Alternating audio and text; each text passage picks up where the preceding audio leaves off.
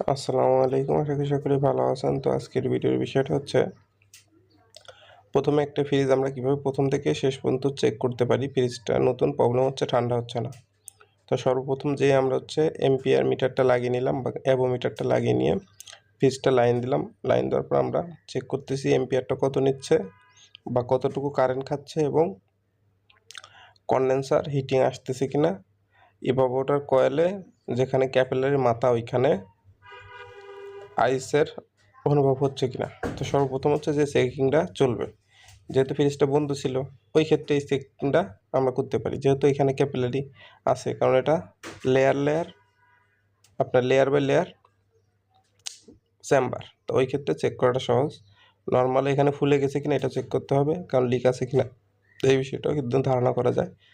হ্যাঁ, তো আমাদের এম্পিয়ারটা তুলনামূলক কম নিচ্ছে। হিটিং বলতে কিছুই নেই, আমরা ফ্রিজটা ঘুরিয়ে নিচ্ছি। ঘুরিয়ে নিয়ে পিছনের যে কাভারের অংশটা আছে এটা করে ফেলতেছি, এবং প্রথম থেকে শেষ অবধি দেখলে আপনারা কিছু হলেও বুঝতে পারবেন যে আসলে একটা ফ্রিজ চেকিংয়ের জন্য প্রথমে কীভাবে কী করতে হয় বিষয়টা থাকবে। তো সর্বদা আমরা একটু পরিষ্কার করে নিই, এখানে অনেক মাকড়সা, কারণ আমরা যখন কম্প্রেসারটা চালাবো ওই ধুলাবালি আমাদের শাকসর লাইন দিয়ে কিন্তু ঢুকে যাবে। আমরা যদি একটু পরিষ্কার করে নিই তাহলে ওই ময়লাটার ঢুকবে না। তো একটা কম্প্রেসারের ভিতর ময়লা গেলে তো বুঝতে পারছেন।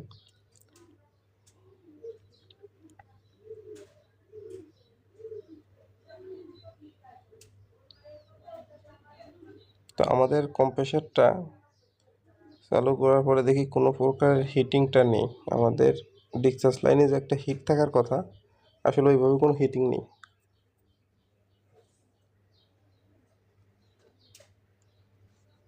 তো আমরা একটু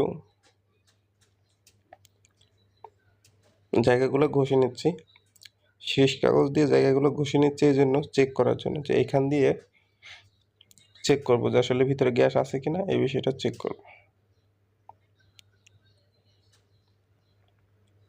যে আমাদের ভিতরে একটু গ্যাস ছিল এবং আছে, ভিতরে গ্যাস ছিল এবং আছে। আমরা এখন চার্জিং লাইনটাকে কাটবো। যদি চার্জিং লাইন না কাটি ওই ক্ষেত্রে কিন্তু কম্প্রেসারের পাম্পিংটাও বুঝতে পারবো না। অনেক সময় কিন্তু কম্প্রেসারের পাম্প লিজ হয়ে যায়। হ্যাঁ, চলে, বাট হিটিং হয় না, গ্যাস থাকে। তো এটা চেক করার জন্য অবশ্যই আপনাকে চার্জিং লাইন এবং ডিসচার্জ লাইনটা কাটতে হবে ওইখানে প্রেশারটা পাওয়ার জন্য। যদি চার্জিং লাইন না কেটে চালান তাহলে কিন্তু আপনি পাম্পিং বুঝতে পারবেন না, কেননা গ্যাসের যে টানটা বা হাওয়াটা যদি না নিতে পারে কম্প্রেসার প্রেশার দিতে পারবে না, যে কারণে বোঝাও যায় না।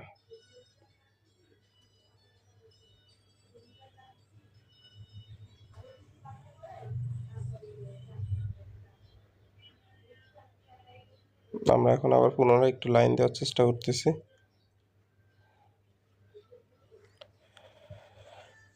অবশ্যই লাইন দেওয়ার সময় একটু খেয়াল রাখবেন বডি আর্থিং হয় কিনা, এটা কিন্তু খুবই গুরুত্বপূর্ণ একটা বিষয়।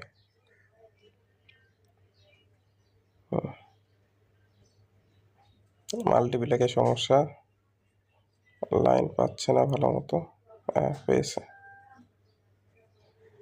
জি, আমাদের এখানে যথেষ্ট প্রেশার আছে, প্রেশারটা যথেষ্ট পাচ্ছি, প্রেশারটা যথেষ্ট আছে।